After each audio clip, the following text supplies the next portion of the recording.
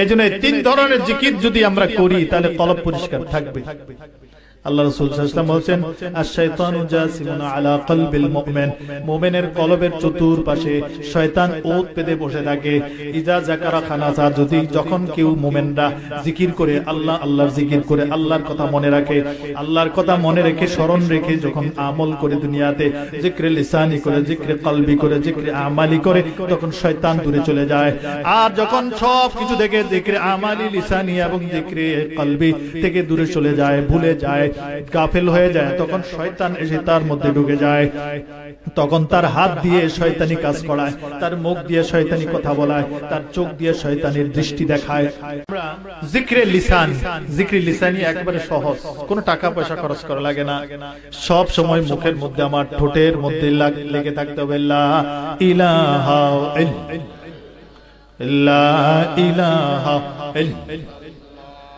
লা ইলাহা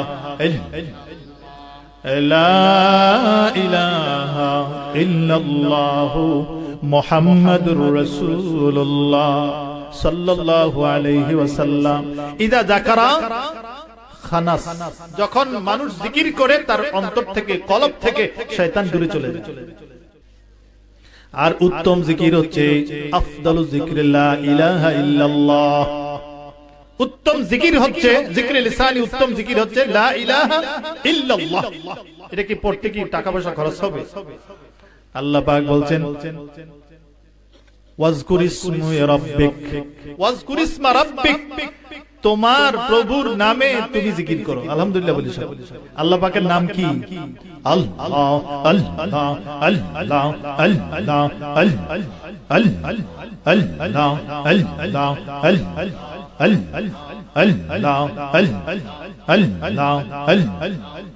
লা ইলাহা ইল্লাল্লাহ মুহাম্মাদুর রাসূলুল্লাহ সাল্লাল্লাহু আলাইহি ওয়াসাল্লাম। এই দুইটা জিকির হচ্ছে জিকরে লিসানি। আরো আছে সুবহানাল্লাহ, আলহামদুলিল্লাহ, আল্লাহু আকবার, লা ইলাহা ইল্লাল্লাহ, আস্তাগফিরুল্লাহ, কোরআন তেলাওয়াত, জিকির আজকার, তাসবিহ তাহলিল এবং দুরূদ শরীফ, সবগুলো হচ্ছে জিকরে লিসানি। আপনার মুখের মধ্যে জিকির, মুখের জিকির হচ্ছে সবগুলো। দুরূদ শরীফ পড়বেন, এটা আল্লাহ পাকের জিকির। সূরা কোরআন তেলাওয়াত করবেন, এটা আল্লাহ পাকের একটা জিকির। নামাজ পড়বেন, এটাও একটা আল্লাহ পাকের জিকির। ওযু করবেন, এটাও একটা আল্লাহ পাকের জিকির। বসে বসে ইল্লাল্লাহ ইল্লাল্লাহ পড়বেন, এটাও একটা আল্লাহ পাকের জিকির। এটা হচ্ছে জিকরে লিসানি। এগুলো করলে আমাদের ভালো হবে না খারাপ হবে?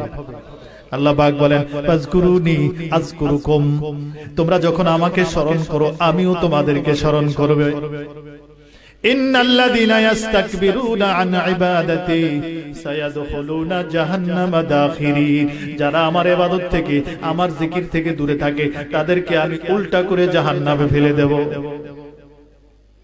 এজন্য এই জিকরে লিসানি আমরা করতে পারবেন কিনা? সব সময় করবেন নি? শয়তান দূরে থাকবে। শয়তান দূরে থাকলে আমার সারা দেহ পরিষ্কার পরিচ্ছন্ন, নরম এবং ইবাদত আমল নূর হয়ে যাবে। আলহামদুলিল্লাহ।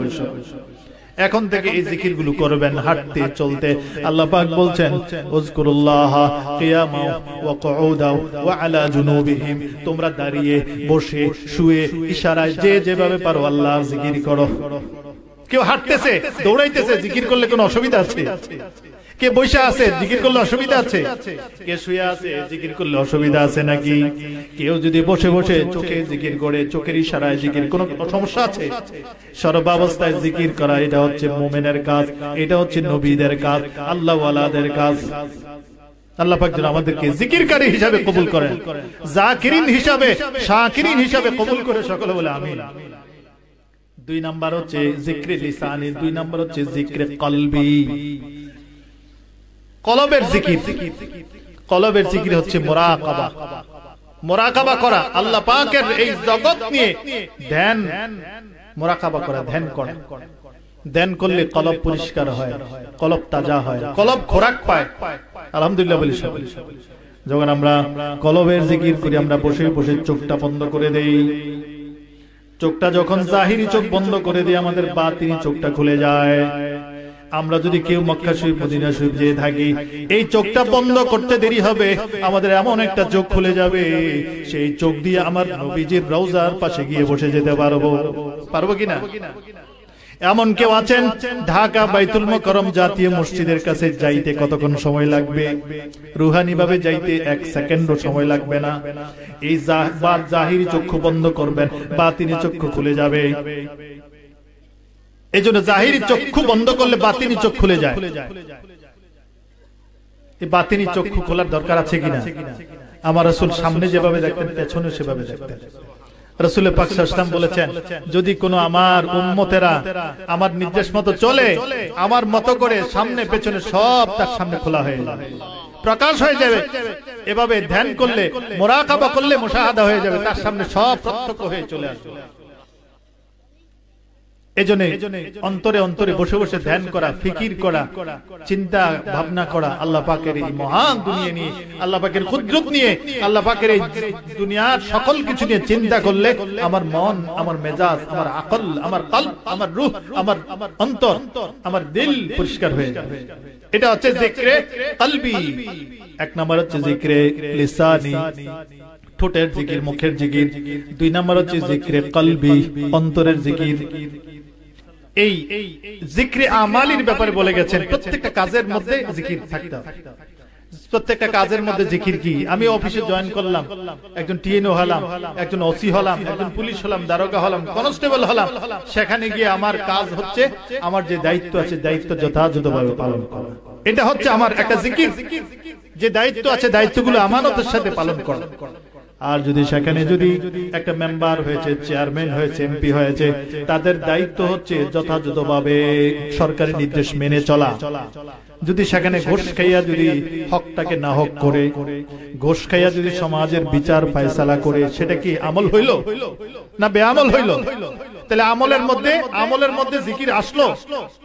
আমলের মধ্যে জিকির আসবে তখন আপনি যখন সমাজের মধ্যে মিটিং বসেছেন সমস্যা সমাধানের জন্য, তখন যে জালেম, যে জুলুম করেছে, সে আপনাকে আমাকে 5,000 টাকা দিয়ে দিল, 5,000 টাকা দিয়ে বলল, ভাই এই বিষয়টা আমার পক্ষে একটু করাই দিয়ে। এরকম আছে কিনা আপনাদের গ্রামে? সারা দেশে আছে, আপনাদের গ্রামে নাও থাকতে পারে। আপনাদের গ্রামে তো অনেক বড় বড় আলেমরা আছে, হয়তো আপনারা হেদায়েত আল্লাহ পাক করে দিয়েছে, কিন্তু সারা দেশে গ্রামে গঞ্জে চিপা সব জায়গায় আছে। শুধু এদেশে না, আমি বিশ্বের বিভিন্ন দেশে ঘুরেছি, সব জায়গায় আছে। তুরস্ক আছে, মালয়েশিয়া আছে, আমি গিয়েছি, সব জায়গায় লাভ হয়ে গেছে।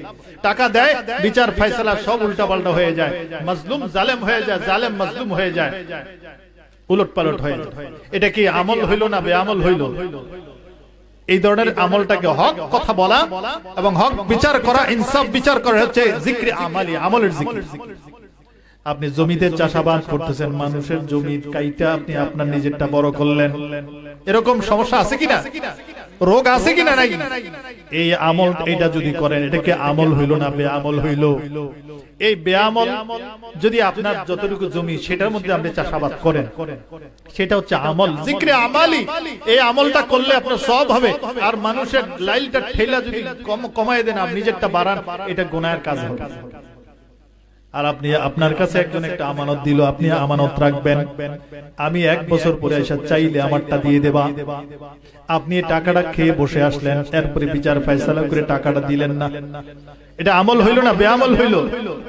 গুনাহ হইল না সওয়াব হইল?